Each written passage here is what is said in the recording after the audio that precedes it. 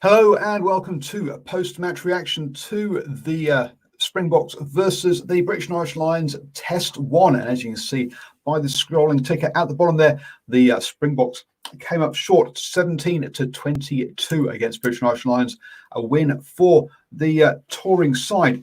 In that first half, it really did not look like that was what we were going to see.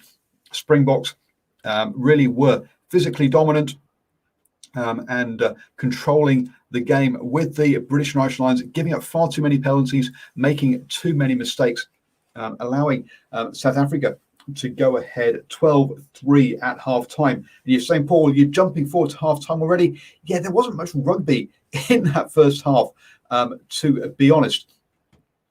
We had basically both sides kicking it to each other, and trying to win the aerial contest and get turnovers. Mario Toji got a couple of turnovers, and yes, the one near his try line, he was on his knees when the whistle, or at least on one knee when the whistle went, and you can say, and obviously the South Africans showed that a lot at half-time during the analysis. Let's be honest, there wasn't much to put as highlights in that first half, so unsurprising really. But look, I think there weren't a lot of complaints on social media, or that I saw in that, generally, about the refereeing in that first half. It was in the second half where it really exploded and kicked off. Did the referee miss a couple of things? Yeah, absolutely he did in that first half. But for my mind, I think he had a pretty decent game overall.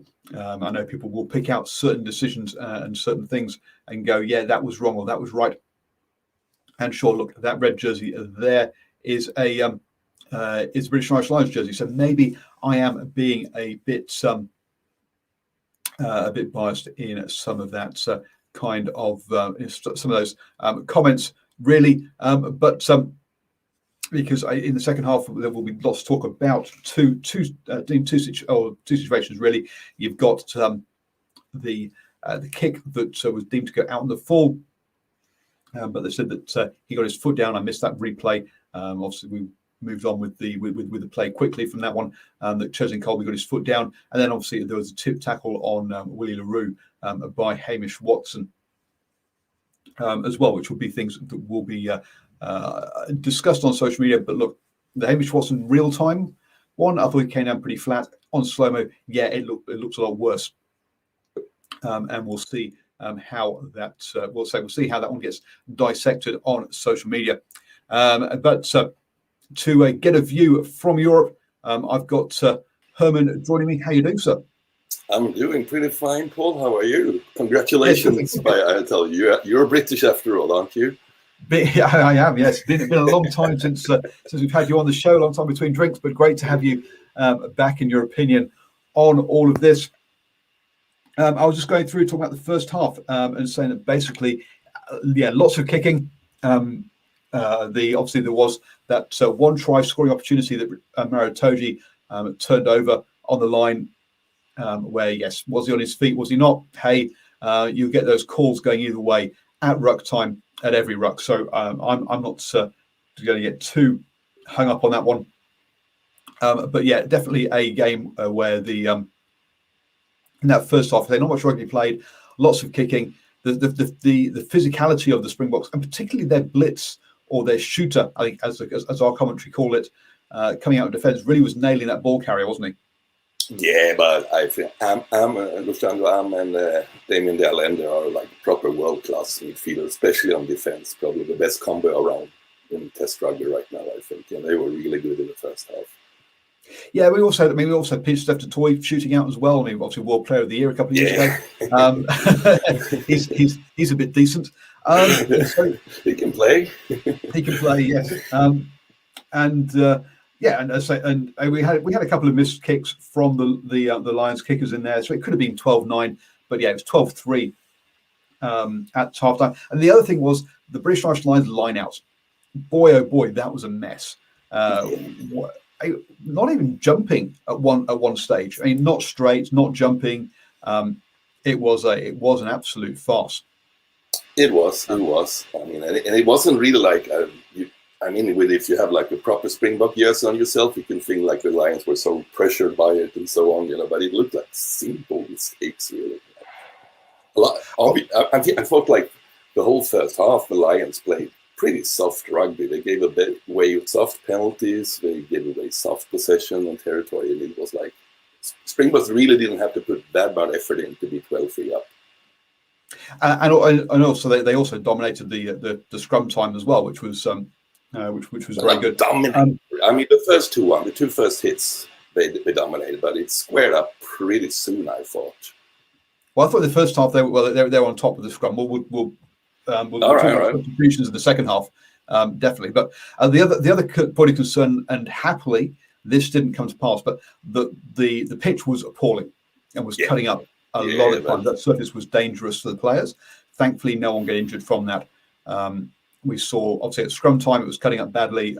Stuart Hogg lost his footing as the grass gave away underneath him at one point as well.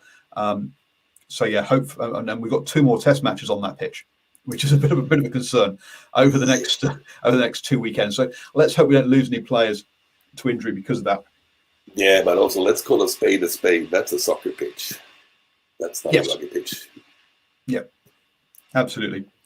So that was so half time. We had that 12-3 lead at half time. Rasmus Rasmussen has done something, or I've gone blanks. The who is officially the head coach, because Razzie is actually the director. We all know who calls the shots in the Springboks. But we all know who's still calling the shots. To change the entire front row at halftime, something I talked about probably a couple of years ago now, was would we be seeing specialist prop replacements? Because of the fact we know that props get changed every single game, and that props would only train for 40 minutes. Well, hey, the Springboks decided to change their entire front row at half time, and maybe we are starting to see that the dawn of that, at international level at least, of props or front rows just training to play 40 minutes, which means they can be bulkier, heavier, etc. But that really didn't say. There was a lot of pre-match talk about the Springboks having the stronger front row on the bench. Our friend in our live chat said that was in our chat on Facebook said that was CAC, and perhaps some racial undertones with that one, because obviously it was an all coloured front row in the first half, because that front row came off the bench, but by the way, when I say racial undertones, I mean from commentators, not from the players or from pundits online. But that front row came off, and in the second half, the scrum, South African scrum, was nowhere near as dominant and started to give up penalties as well. Yes, they did. I mean, we're not in complete agreement about the dominance of the scrum in the first half. Yes, we started strong, South Africa, but I thought Lions squared it up pretty quickly. But still, on points to South Africa in first half, and probably they thought like, wow, we're in a really good space, because one of the big talks before the game was like this world-class front row South Africa have on the bench, and like if Lions don't have a big lead, they're going to get destroyed in the last 20-30 minutes with this scrum. Everybody has this picture from probably the World Cup final when everything clicked for South Africa, and which not many South African likes to mention. Dane Cole had to scrum for 78 minutes, probably helped. So, but I don't know how you want to go through a little more like play by play the second half, but like overall, I'm hugely surprised that, because this South African scrum dominance, there was nowhere to be seen. It was the Lions. Either the scrum was rock solid from the Lions, or they were the one actually moving forward. So huge surprise, and this is probably going to be a big head scratcher for the Springboks moving on to in this series, because they were really banking on having the scrum dominance in this series. Yeah, no, absolutely. And same thing with Maul. Same thing with Maul too. Also, I mean, something went nowhere with the Maul, and Lions Maul looked lethal.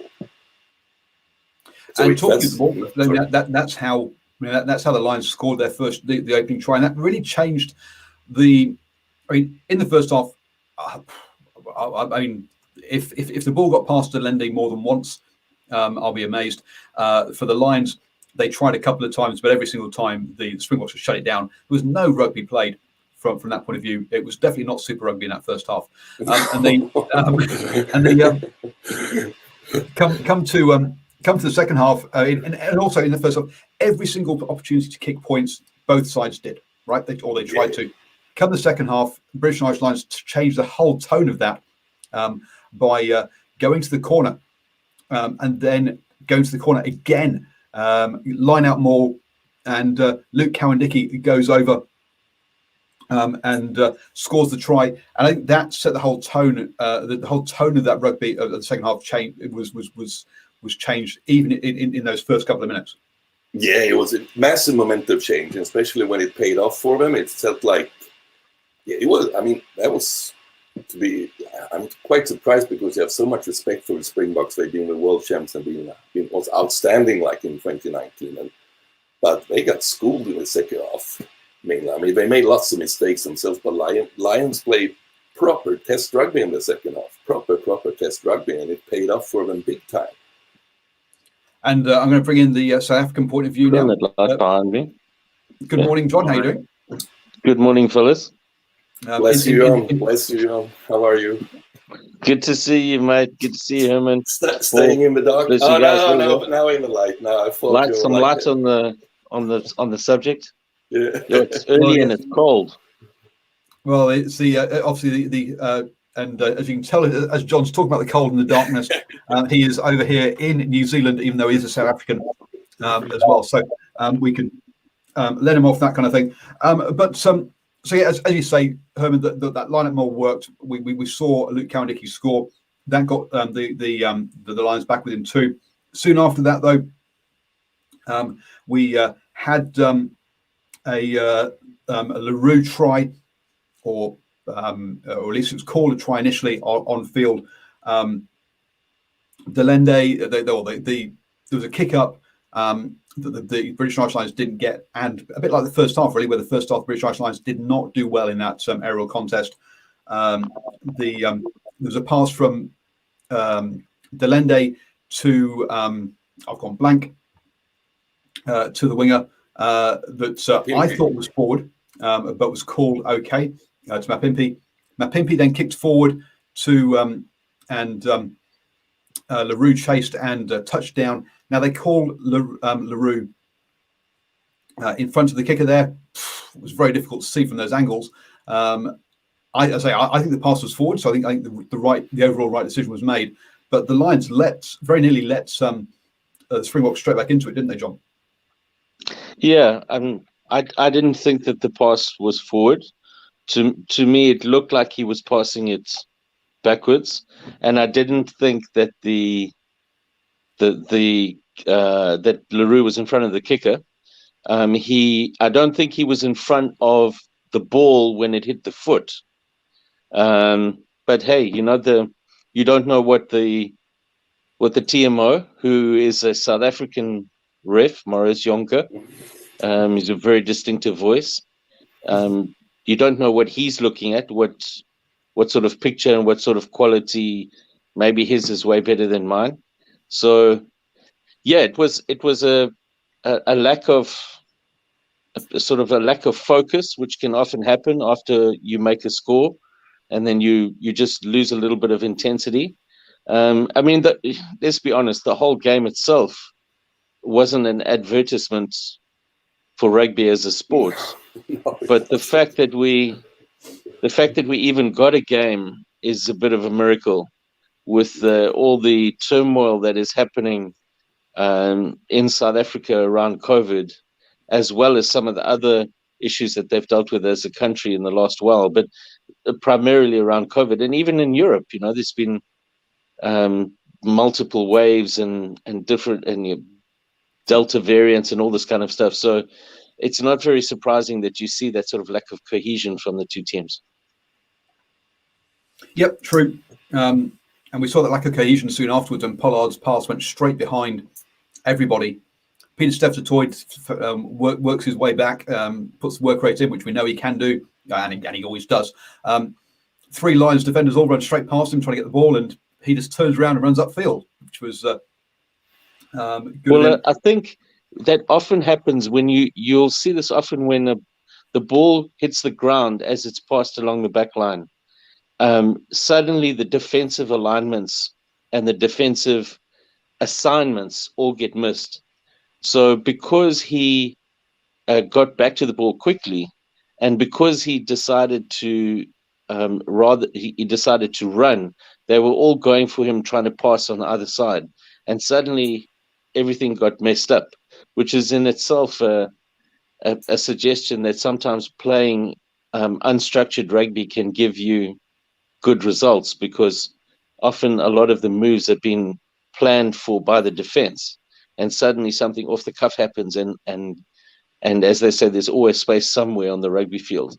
So yeah, so that there were a couple of instances in this game where you saw, if the Springboks had been prepared to try and move the ball into space, what they could have done, because their players do have the skills, specifically the wingers do have a lot of skills. No, absolutely. But if we look at I found it difficult to get decent stats for this game. But what stats I have got, looking at it from, as you say, good wingers, but Mapimpi 1 carry for 2 meters, Chesney Colby 3 carries for 12, LaRue 1 carry for 5. Now, I say I'm not trusting these stats perfectly, but it does give you an idea that basically that the outside backs just did not touch the ball for the South Africans, apart from when it was apart from trying to field kicks, in all honesty, which isn't their strength. Their strength is, as you say, the exciting nature that they are with ball in hand. But just to finish off on that try, though, for all the world, when the crowd went through, it looked like Peter Sefatoy knocked it on.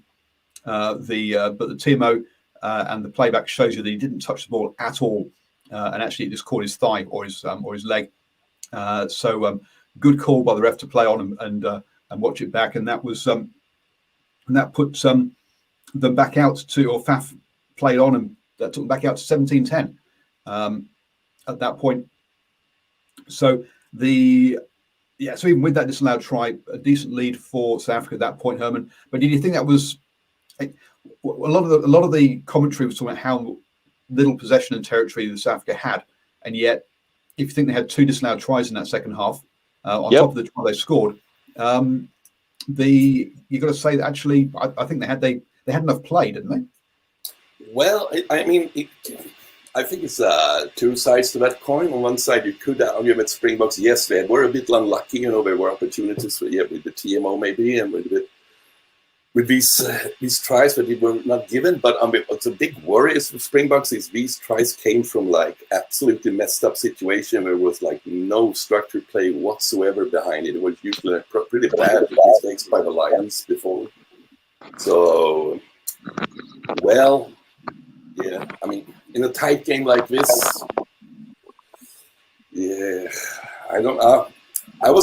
Honestly, I was expecting a lot more from the Springboks, that we're actually going to be able to make some moves and create some faces, but they offered nothing. Well, yes, and that's I guess it's the Lendi and is a good player at what he does, right?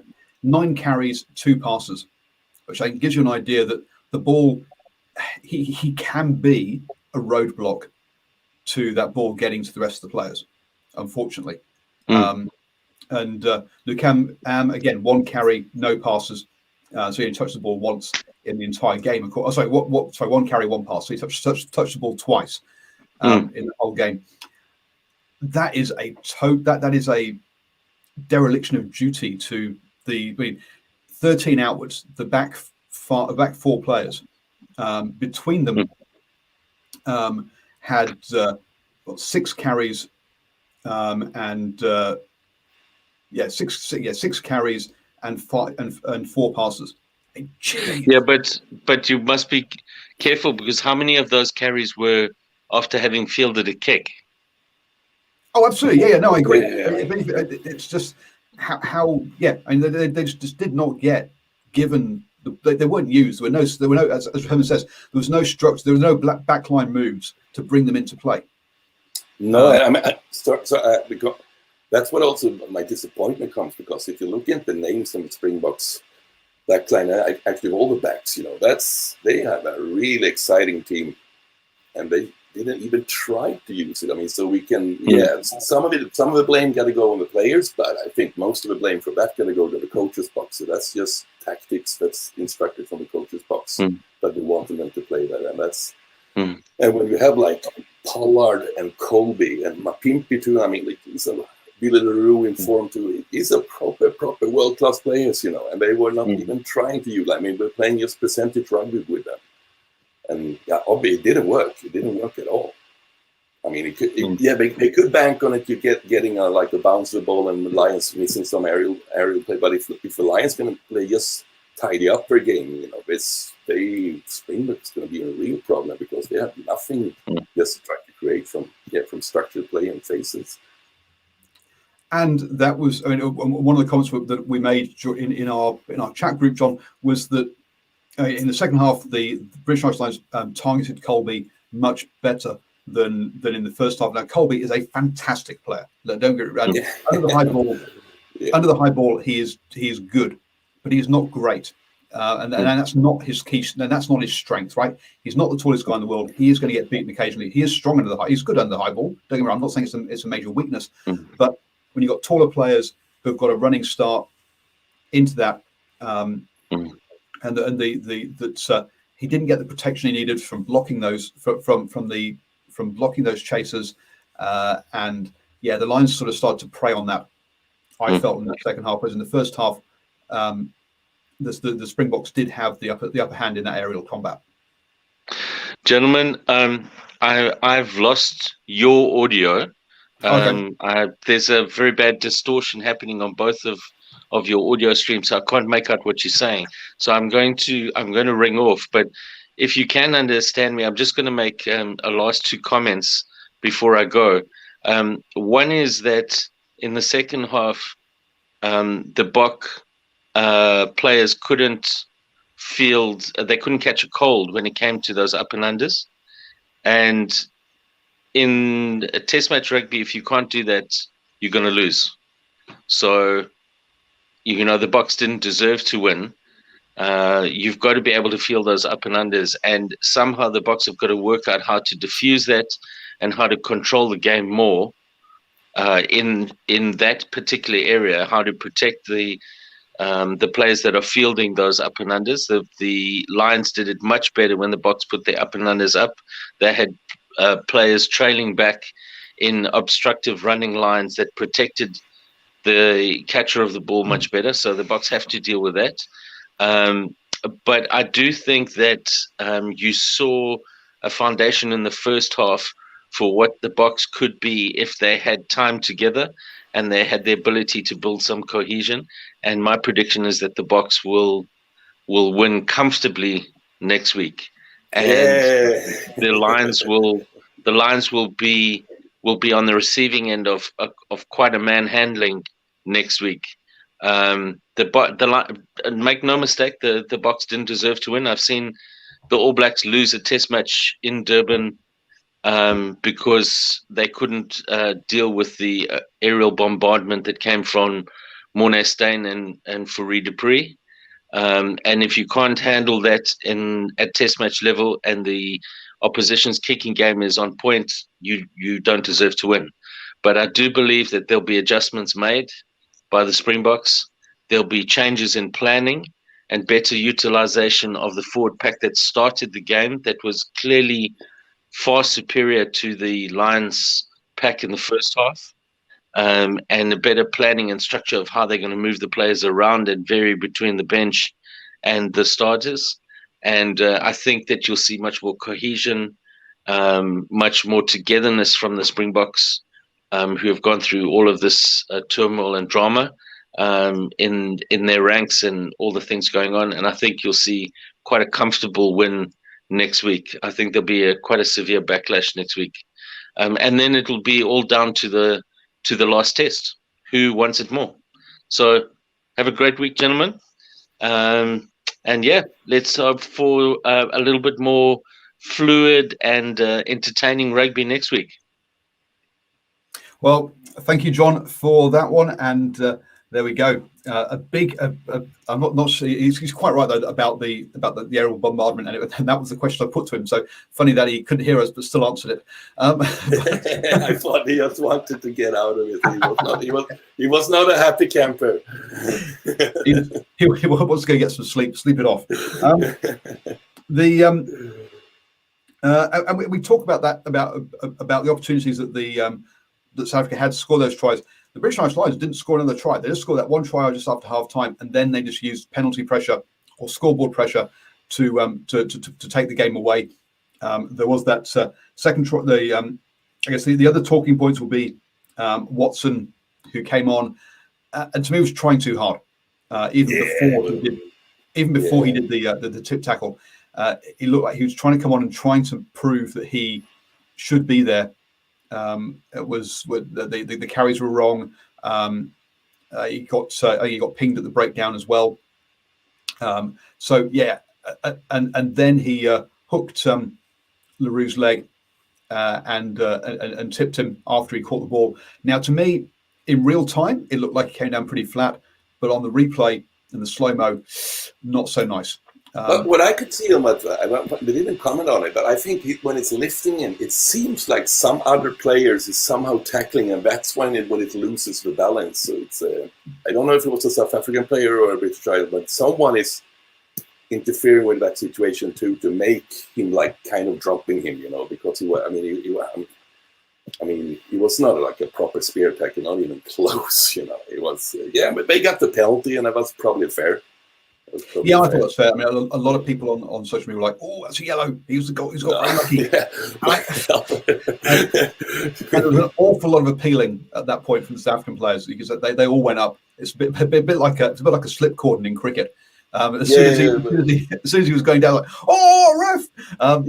But they probably felt the game was slipping away from them, so they were looking just for getting something, just something, a break, just get back in the game.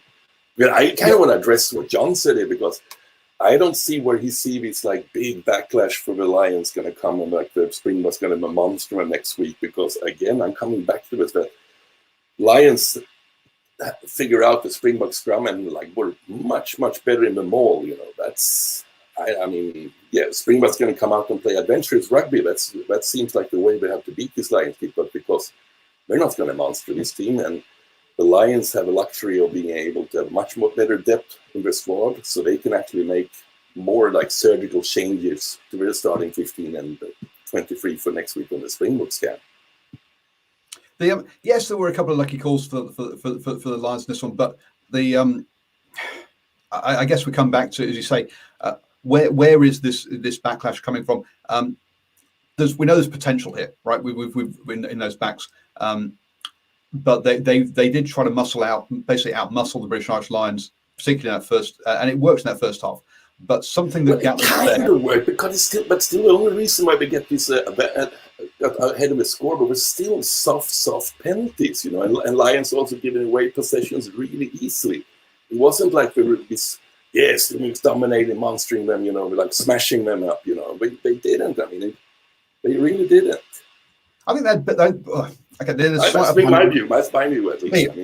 I think they had a slight upper hand at ruck time, and you're quite right. I mean, Curry in front of the kicker penalty, referee saying leave it, and then Daly stripping.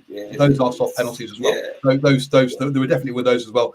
Whatever Gatland said at half time sorted that out, and as you say, so. Whilst you say, look, there's a foundation zone in that first half. Well, the foundations of the first half were also because the Lions were more disjointed.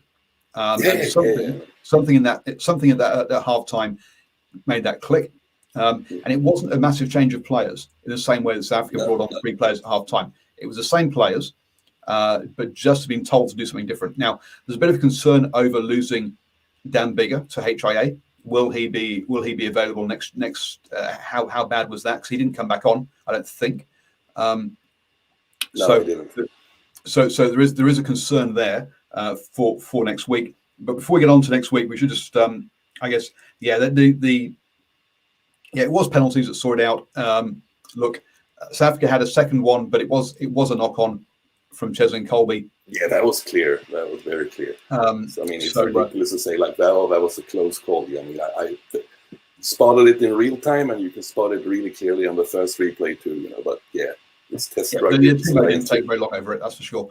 John can watch it 4 times. But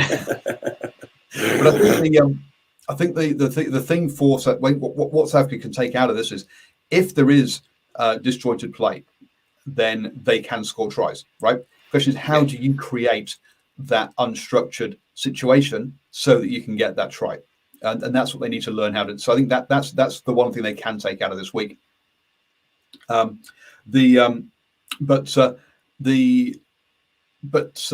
yeah, starting to look towards next week. I mean, Catherine and Paul Futters on YouTube says this sets up a fantastic series.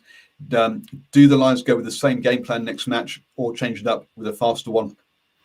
I think we're actually going to try to play more structured test rugby because they saw in the second, this is working. This is working. So, I mean, it's why be adventurous? Exactly. I mean, they sort of, and also the lineup cleaned up in the second half too. Anyway, it was a bit messy with especially cover. I mean, that's also tricky with the lineouts. Yeah, but yeah, much better in the second half. They won the scrum battle. They won the maul battle most definitely. You know, they also conceded way less penalties. You know, they probably feel like, oh, we got this. You know, because if they feel like if they tidy up their game. And I think you're right. The Lions go more structured, not less, because when they did try spreading it, that rush, that blitzer defense works really well for South Africa. And unless there's a clear overlap, unless you really have sucked numbers into the breakdown, which you very rarely do in modern day rugby, then I don't see the Lions spreading it that much, because I say that South Africa cope with that very, very well. On the whole. Paul, I want to ask you a few questions because I got to leave in a couple of minutes here. But first of all, who was man of match for you? Tricky one. He was no stand-up player today. Yeah, exactly. I'm like, not sure. In some ways, you sort of just go damn bigger for kicking the goals, but then he missed a couple. He missed one in the first half. There was no standout player for me. Toji had a.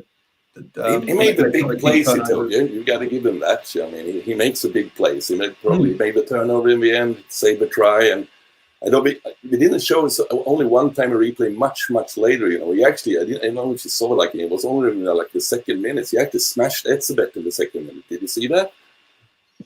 I don't think I noticed that one, but yeah. So I probably Toji for me. I thought Alwyn Jones had a fight together, but Alwyn Jones topped the tackle count with 9 tackles for the British and Irish Lions.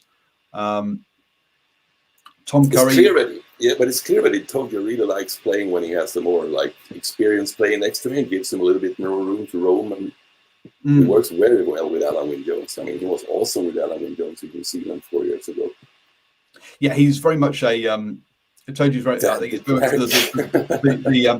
the loose head. Faf de Klerk, according to Catherine, as man of the match. It's always hard going on for the South African. Sorry, Catherine. Sorry. On this one. Another question for you. I have another question for you. What do you overall, Nick Berry? How do you think he handled the game? I was quite. I mean, I was happy overall with the referee personally. Yes, didn't there were individual calls you can pick out, but I thought overall he was a good. I think he had a good game. Yeah, I agree with you. All right, I have to thank you for that. I'm actually going to go to shirt service. Can you believe it? This late, but we do that sometimes in Sweden in the summertime. But good to see you again, Paul. We'll probably see each other again next week. Hope so. Yep. Yeah. Great to chat, and we'll try again. Sleep well when you go to bed. And again, after all, you're British, Paul. Don't forget about congratulations on the win. Thank you. So yes, very happy with the result. Let's be honest, and I'm sure that the view of the referee will be considered as biased, but I'd say I think he had I think he had a decent game. Faf did play well, but I think Faf did exactly what he was told to do, which was to boot the leather off the ball. And he kicked it, was it 17 times, I think it was, from hand, which is a lot of kicks. I mean, it's kind of more than double anybody else in this game. So yes, that's really what he did. So I see that. Conversely, as to what we're kind of probably thinking, is that in the next game the Lions need to be more structured and the South Africans need to be less structured, which I guess is against what we thought perhaps coming into this series and into this game. The South Africa, as John said, need more. Will need a rethink around their bench strategy. I think on this one, also, how well did Quagga Smith go as a number 8? Is it okay playing two open sides with Khaleesi and Quagga Smith, or do you need a different player in that number 8 jersey? Was that balance right in that South African back row? I think that'll be another question that they'll be asking themselves as well. This sets up the Test series fantastically, as Catherine and Paul Footers said in the YouTube chat. I'll be back straight after the second Test match with post-match reaction. Also, we're back here on Tuesday at 8 p.m. New Zealand time with the Driving Maul show, talking about all the rugby. We'll also be having a chat. I was at some Farah Palmer Cup games to this weekend. Also, I was at the Tonga versus the Cook Islands Rugby World Cup qualifier. So look out for some post-match interviews coming out soon on that. And also we'll talk about that on Tuesday night as well. Thank you for joining us, and have a great week.